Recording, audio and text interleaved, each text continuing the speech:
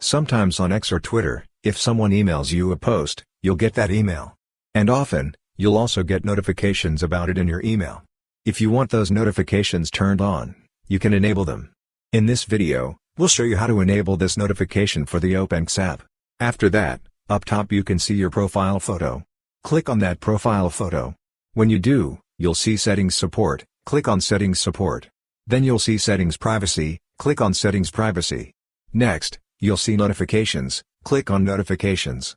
After that, you'll see Preferences, click on Preferences. And here you'll see Email Notifications, click on that. And here you can see the email notifications.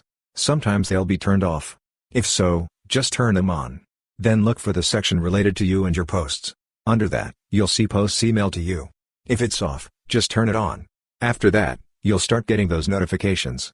So that's how you can easily enable them. Hope this video was helpful for you. If you found it useful, consider subscribing. See you in the next one.